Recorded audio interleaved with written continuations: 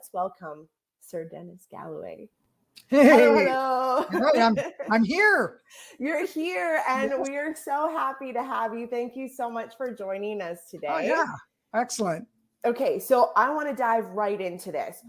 What inspires you as a writer, and what motivates you to Hmm. help other writers? Like, to just write is, one level of inspiration, but to help other writers come true to their passion, that's a Hmm. whole another level of Oh inspiration. yeah, it really is. I mean, I've had this writing thing brewing me for years as a child and into my adult, and I finally got the brave to actually make it and publish it. So I went through a lot to do all of this, and I made a lot of mistakes, learned a lot of things. And I've had people always come up to me when I say, yeah, I wrote this book. They say, oh, I've always wanted to write a book. And a lot of them are my friends, or they will become friends. And so, I want to help them out. I feel like there's a lot of stories out there that people have inside of them.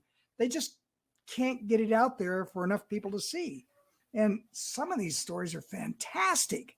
And so I really, I'm motivated to help people become authors. I mean, I don't tell them how to write or anything like that. I just help them understand the process.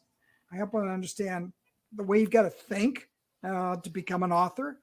And so I help them make plans and figure out the road that they're going to go down. And I say, yeah, I've been there. Don't do that. No. Do this. So I give them a little guidance like that.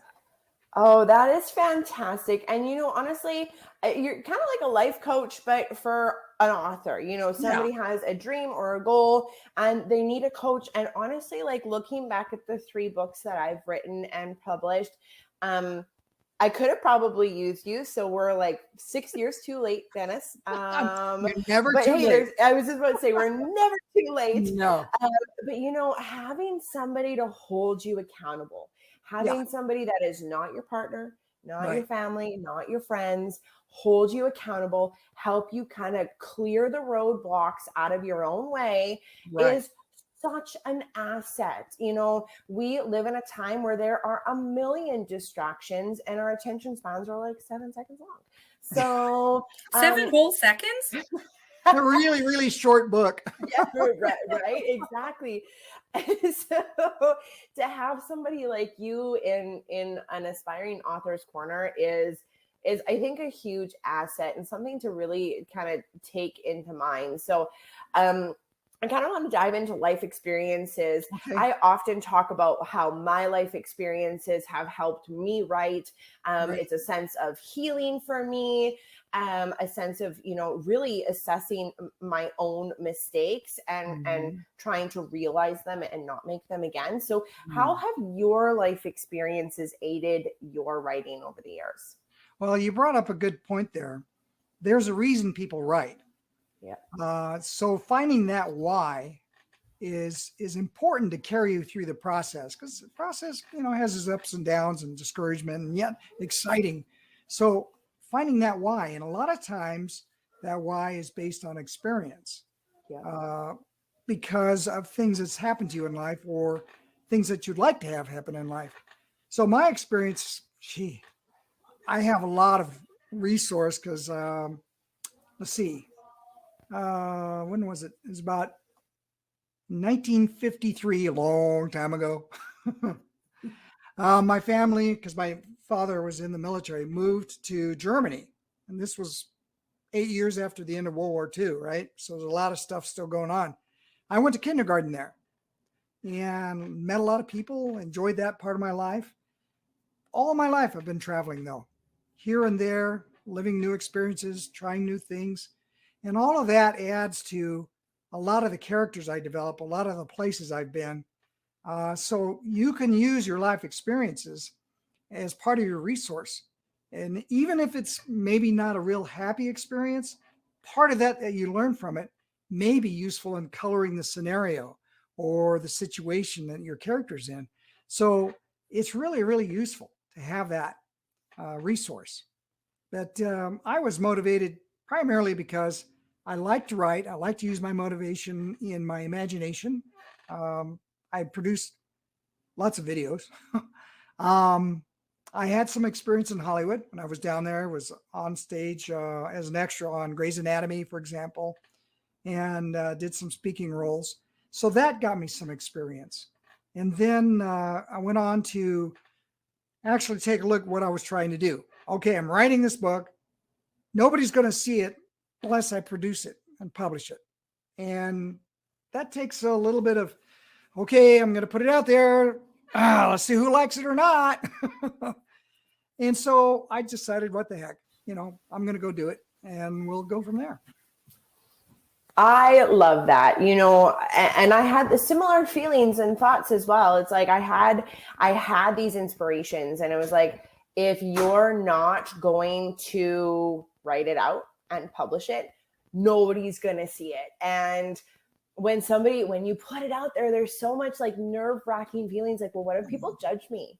Like, what if people don't like it? Yeah. But then at some point, when you realize what you've done is a good thing, people's negative opinions don't matter anymore. You're like, hey, if I can evoke negative emotion from you, I've done something good. Like, obviously, right. It's not my goal to evoke negative emotion, but if I evoke some sort of emotion, I've done something right. And so I can totally relate and resonate with you on saying, like, you know what, I want to use my life experiences, and I'm a little bit nervous on putting it out there. But when you do, it's like freeing. And then the more people that see your stuff, the better it feels, regardless of the negative pieces. I love it. Exactly. Especially when people go, yeah, I've had that experience, or boy, that was just like something I did. Then you know that you're not alone. You're not the only person who's had that experience. You can relate to them. And it's so thrilling, invigorating. It is. Thrilling and invigorating are two very wonderful words to use that I probably would have not come up with right now. Right. The thesaurus is like right there. But you said that exactly right. And it's feeling relatable to somebody else's feeling in the situation. I talk a lot about that is regardless of if I am happy or fearful, how happiness manifests in me physically. I get butterflies in my tummy, my heart's pounding in my throat, my cheeks hurt because I'm smiling so much. I kind of want to do the happy bajiggity dance. If you're extremely happy, you're going to feel very similar feelings physically as what I'm feeling. And so when you strip down the scenario and you can relate to feelings, man, it's magical.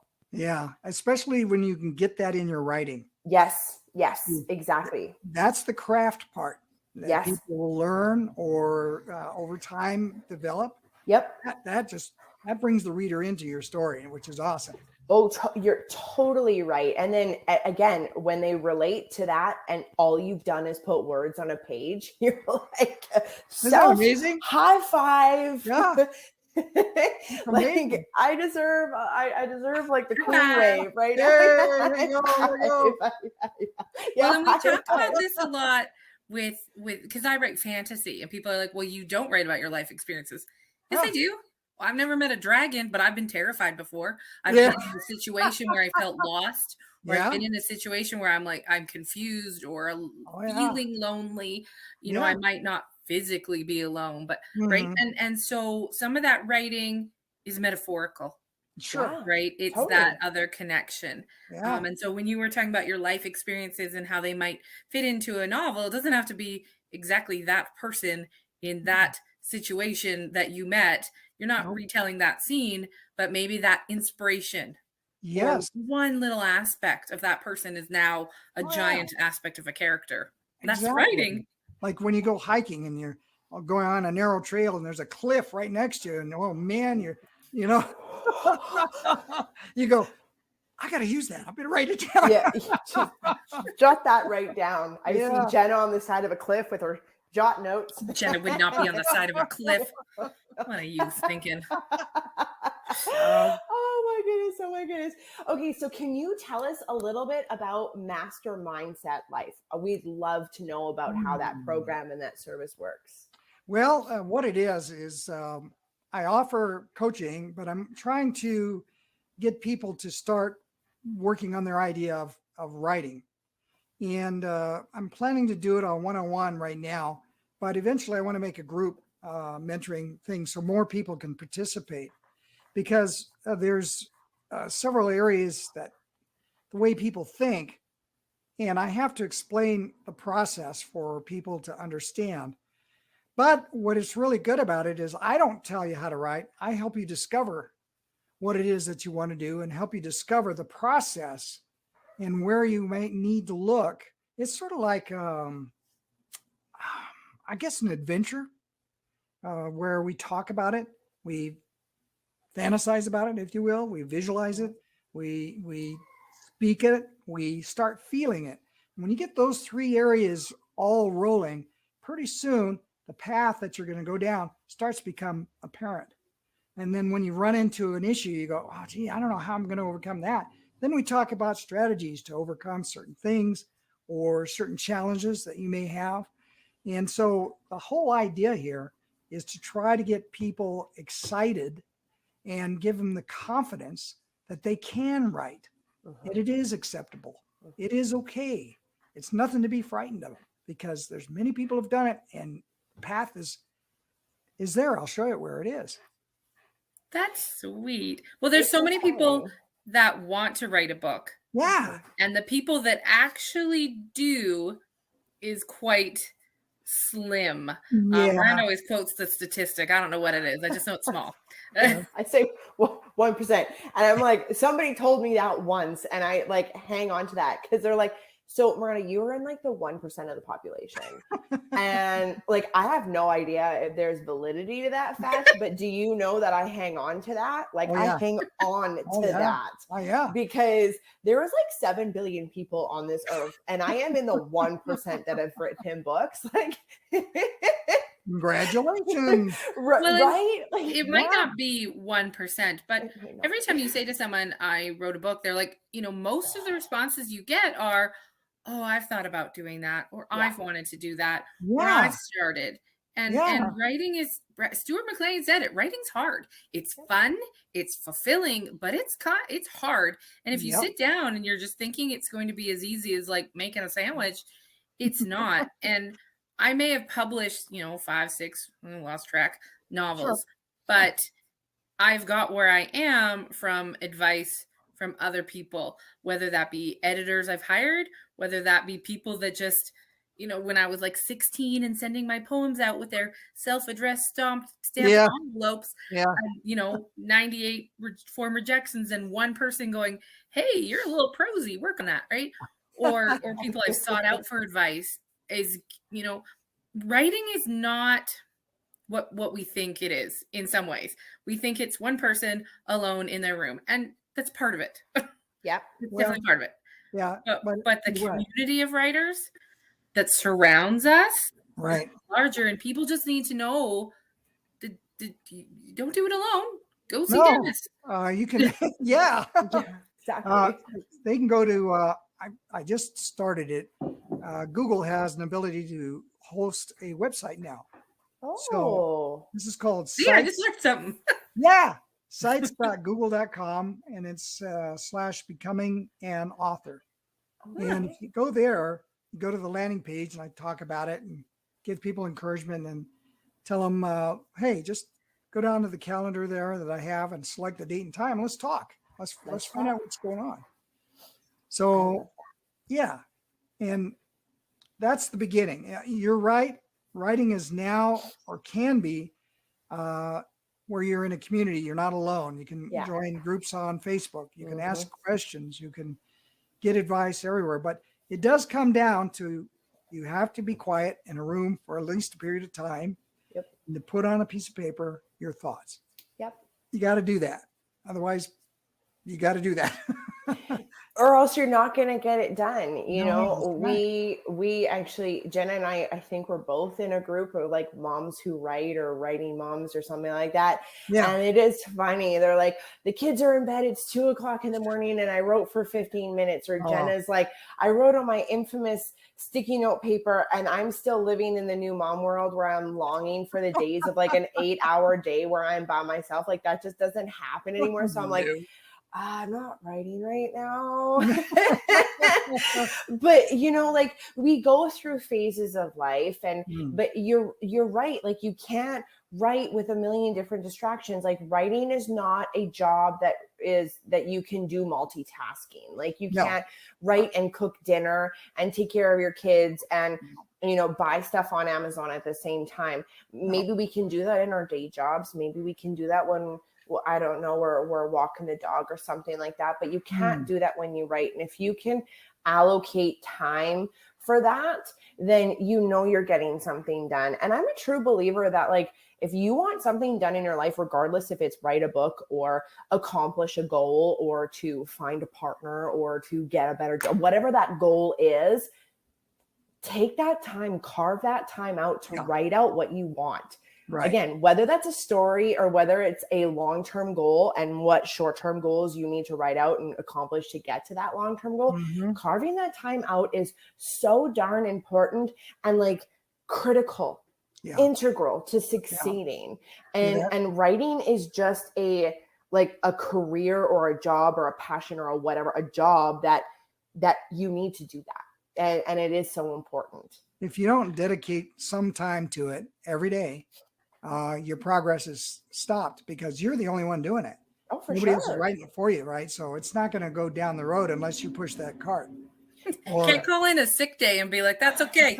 The stuff's going to cover it. They're going to write chapter 6 through 9. That's right. When I come back on Monday, I want to see those paid. Yeah, that doesn't happen. No. So let's talk about your latest book, because you did get in there and you sat down and you found some time. And I want to start with the title because it's kind of unique. It's The Pen, but then we have Sultan's Wisdom, right? They seem a little bit of a juxtaposition. So what's the inspiration around the title, and how does it relate or connect to the story? Well, it connects to the story because the story is a fiction. Takes place in Edinburgh in the 1920s, where a middle-aged man is kind of bored with life, but he likes to write. But he wants to write with an old pen that somebody else wrote with before, because he's kind of like, okay, I'm continuing the tradition, So he gets this old pen from a very strange antique store.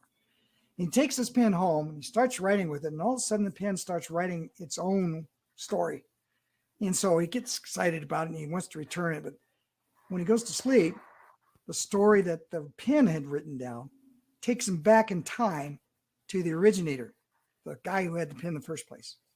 And in this story, it turned out to be a man who escaped as an orphan to the streets of Cairo from slavery as a child slave, lived up through the streets of Cairo, had all his adventures, and eventually became a sultan because he had battles, he fought alligators, he got mentored by a great merchant. And so it's all involved in a rich story arc. So the main guy who got the pen in the first place travels back and forth in time.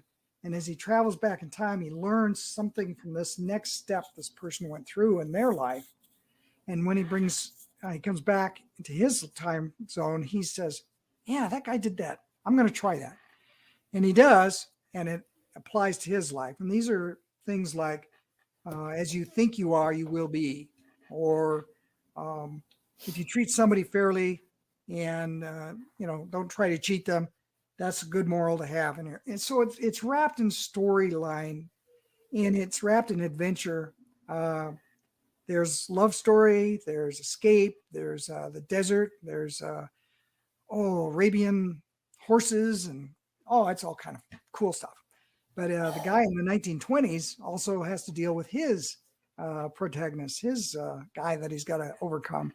So he goes through his struggles and he ends up succeeding. So in the story of that kind, the pen is really the trigger of the whole thing.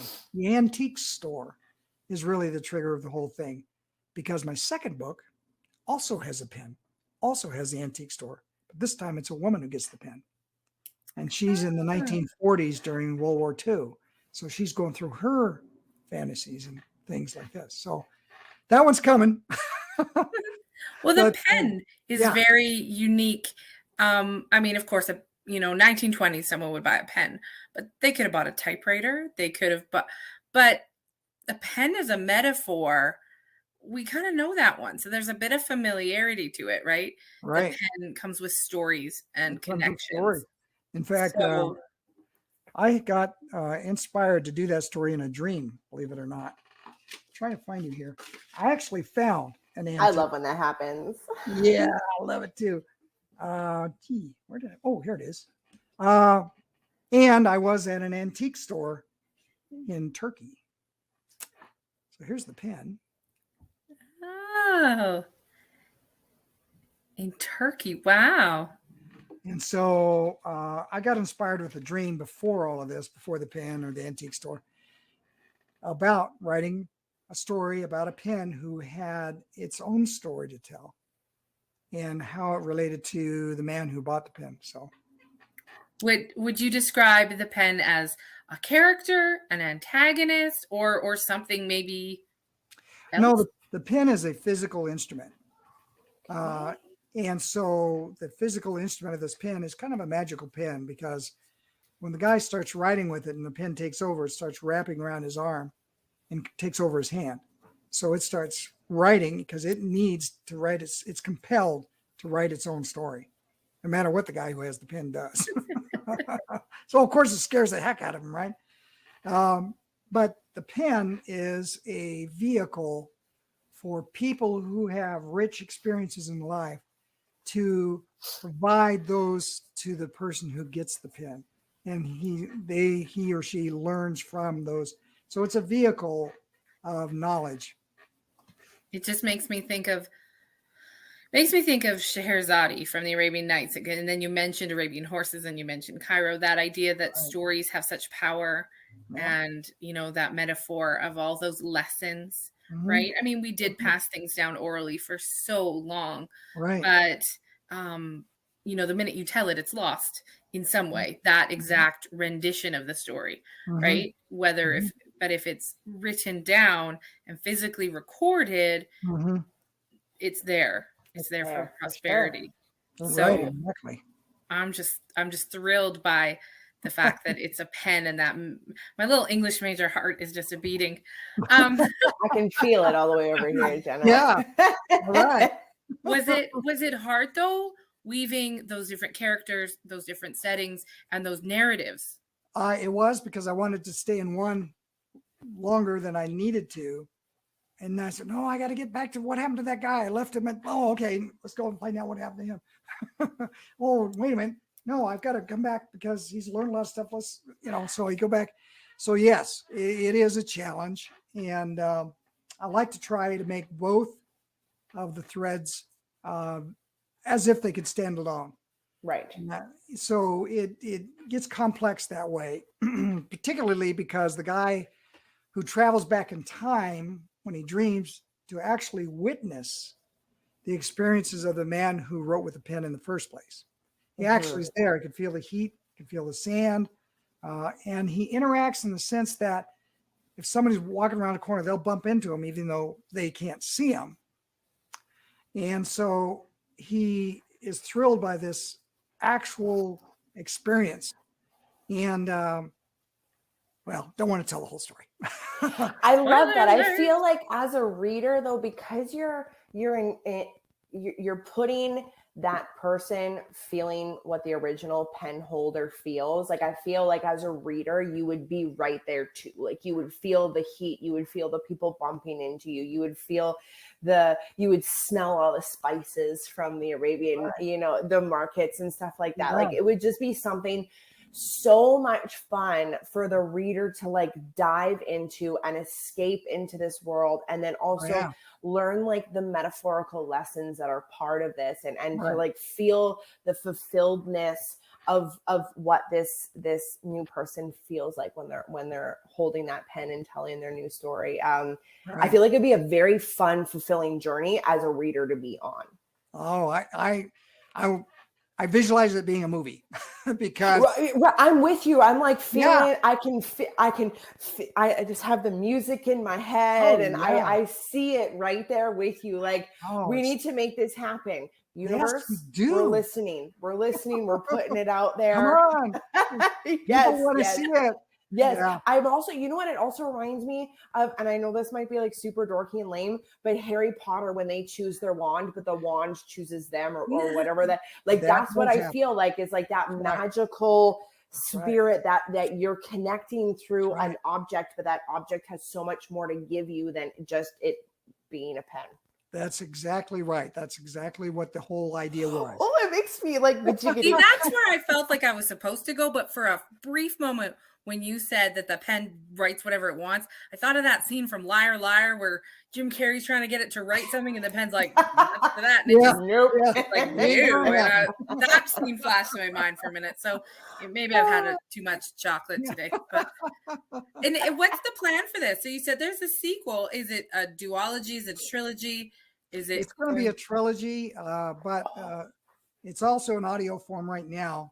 Nice. And, on anchor.fm, they can find it. I'll have to get you the link for that. That's okay. We'll put all the links in the description. So easy peasy for people to get afterwards. So what it is I've already got the third book I've started on.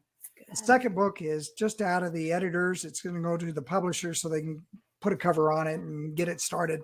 The second book has to do with the same concept. The idea is this woman who is in 1940s in Edinburgh, Scotland again. Gotta love it. Yeah. So she's a recent divorcee with two small children, and she's struggling to survive. And one of her distractions is to write stories. So she finds the same strange antique store, which doesn't stick around, by the way. Same antique store. She gets a different pen this time. Oh. And this time, the pen relates to the Knights Templar. Oh, I like that twist. He learns that scenario because, as you know, the Knights Templar were wiped out in 1307, for example. So there's a treasure involved. Okay. And so she follows the clues, plus other people who are trying to get the treasure try to find the clues, so that she finally, well, I won't tell you. You gotta love a good treasure hunt. Oh, yeah. I just like how many genres this is. Like, it seems like it has a little bit for everyone, right? A little romance, a little adventure, a little time travel, a little fantasy, little. Yeah. Like I feel like it's a whole mixed bag. Like it doesn't matter what genre you fancy, you're gonna find something that appeals to you in it. And that's just with you describing it. So I'm eager. I'm feeling some type of way about these books. So I'm pretty sure our watchers and our listeners are feeling some type of way too. And if you're not, well, go ahead and just trust my gut feeling on this. And mine. Yeah, our gut feeling. We're professionals here. Yes. Yes. They can actually go see a book trailer on this, by the way. Oh, wonderful. They go to thepen.dennislgalloway.com, and that'll bring them to a page, and they can see a book trailer. Great. And the audio in that book trailer is part of the audio that's available now. So they'll actually hear the voices, the sound effects, the scenario. So. Well, you just answered my next question, which is where they could go to find out more. So we've got the book trailer. We've got, Miranda's going to post all the links and they'll be able to find it lickety split. So that's wonderful. Good. I want people to see it. Beautiful. We can't wait to share it for everybody. It has been a pleasure. This time has flown by. I can't believe it's been 30 minutes already. I know. Wow.